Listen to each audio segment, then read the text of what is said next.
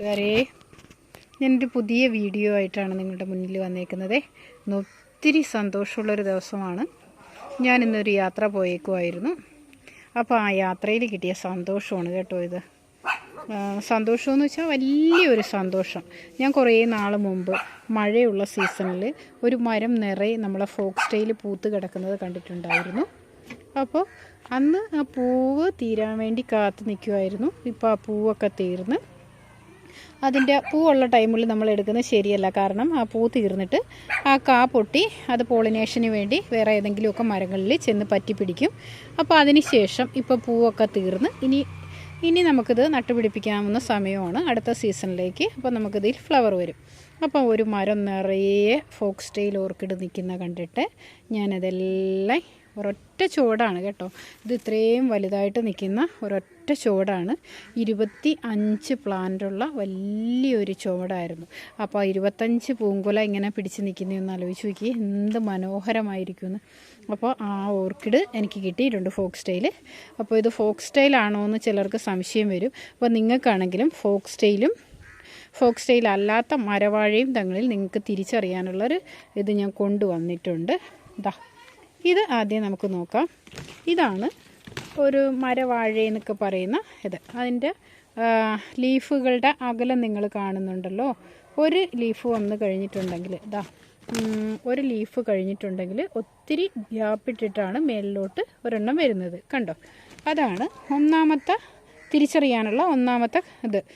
ഒത്തിരി ഡിസ്റ്റൻസ് ഇട്ടിട്ടാണ് അടുത്ത ലീഫ് വരുന്നത്. പിന്നെ രണ്ടാമത്തേന്ന് വെച്ച് കഴിഞ്ഞാൽ ഇതിൻ്റെ തുമ്പിൻ്റെ ഷേപ്പ് നിങ്ങൾക്ക് നോക്കാം.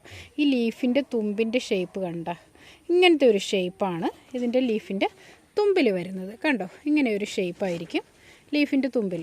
ഇത് നമുക്ക് ഓർക്കിഡ് അല്ല, ഇതാണ് മരവാഴ.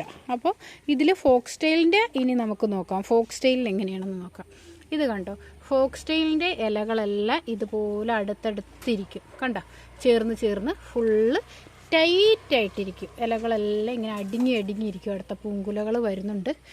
ഇനി അതിൻ്റെ തുമ്പ് നമുക്ക് നോക്കാം. ഇത് കണ്ടോ? കൂർത്ത് നിൽക്കുന്നതാണൊക്കെ. ഇത് കണ്ടോ?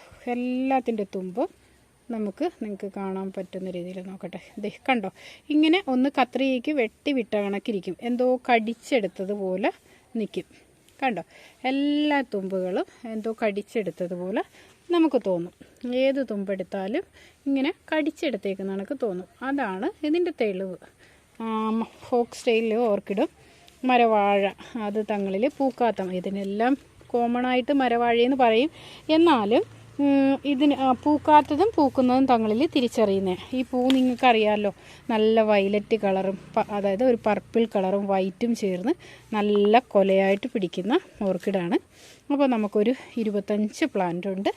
ആർക്കെങ്കിലുമൊക്കെ വേണമെന്നുണ്ടെങ്കിൽ നമ്മളിത് സെയിൽ ചെയ്യുന്നുണ്ട്. ഒരു പ്ലാന്റിൻ്റെ റേറ്റ് നമ്മൾ 100 രൂപ വെച്ചാണ് ഒരു പ്ലാന്റ് കൊടുക്കുന്നത്. ഇനി വരുന്ന സീസണിൽ നല്ലതുപോലെ പൂവുണ്ടാവുന്ന വലിയ പ്ലാന്റാണ്. കണ്ടോ? നല്ല ഹെൽത്തി പ്ലാന്റാണ്. 100 രൂപ വെച്ചിട്ടാണ് ഒരു പ്ലാന്റ് നമ്മൾ കൊടുക്കുന്നത്. കണ്ടോ? അതിലെന്തോരം വേരുകൾ കണ്ടോ? എന്തോരം വേരുകളുണ്ടെന്ന് നോക്കൂ ഓരോ പ്ലാന്റിലും. അപ്പോൾ ആവശ്യമുള്ളവർ ഈ വീഡിയോ കണ്ടിട്ട് മെസ്സേജ് ചെയ്താലും മതി. വാട്സപ്പ് നമ്പറിൽ മെസ്സേജ് ചെയ്താൽ മതി കേട്ടോ.